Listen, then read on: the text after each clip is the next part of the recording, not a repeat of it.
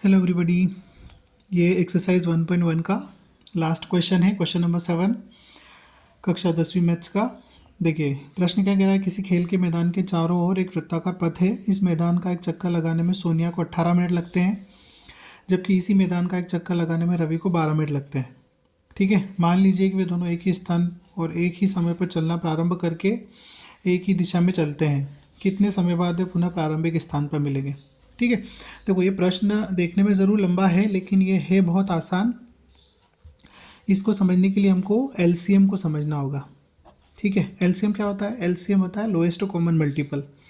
जैसे उदाहरण के लिए मैं देखता हूँ 2 और 3 संख्या मैंने ली है ना। एक संख्या 2 है, दूसरी संख्या 3 है।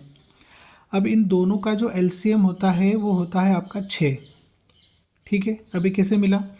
देखिए हम 2 का पहाड़ा लिखेंगे, 2 दूनी 4, 2 तिया 6, 8, 10, 12, 14, 16, 18, 20, 22, 24, इस प्रकार से आगे चलता जाएगा। ठीक है, ऐसे ही यहाँ पर हम 3 का लिखेंगे, 6, 9, 12, इसके बाद 15, फिर 18, 21। तो ये देखिए हमने 2 और 3 का पहाड़ा लिखा है। पहाड़ा लिखा मतलब मल्टीपल्स लिखे, ये 2 के मल्टीपल्स हैं और ये 3 के मल्टीपल्स हैं। ठीक है, तो अब आपको देखना है कि 2 और 3 में कॉमन मल्टीपल्स कौन से हैं। तो कॉमन मल्टीपल्स है 6, 12, फिर 18, फिर 24।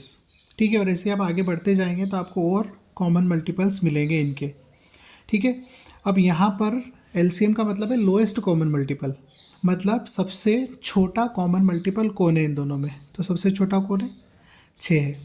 तो ठीक इसी प्रकार से हमको क्या करना है, यहाँ पर जो सोनिया को 18 मिनट लग रहे हैं चक्कर लगाने में और रवि को 12 मिनट लग रहे हैं, तो आपको ये बताना है कि ये वापस मतलब जो सबसे पहले कहाँ कितने समय बाद एक दूसरे से मिल जाएंगे जब वो सर्कुलर पाथ में मूव कर रहे हैं, चल रहे हैं।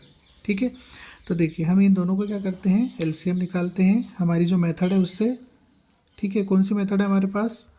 हमारे पास है अभाज्य गुणनखंड विधि।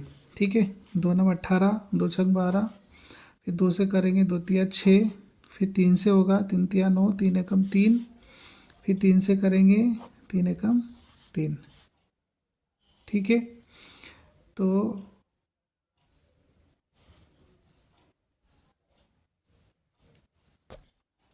तो यहाँ पर देखिए हमने इनका गुणा कर दिया एलसीएम के लिए। तो एलसीएम बराबर होगा 2 गुणा 2 गुणा 3 गुणा 3, मतलब आएगा 36।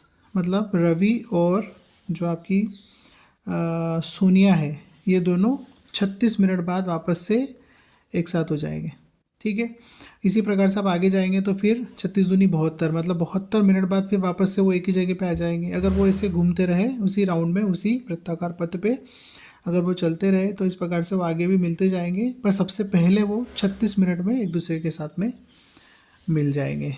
तो आशा करता हूँ आपको समझ आया होगा। बहुत ही आसान सवाल है और ये भी प्री बोर्ड एग्ज़ाम में पूछा गया है इस साल 2026 में जो प्री बोर्ड हुआ है उसमें पूछा गया है। बहुत ही इंपॉर्टेंट सवाल है और बहुत ही छोटा सवाल है, आसानी से होने वाला। बहुत बहुत धन्यवाद।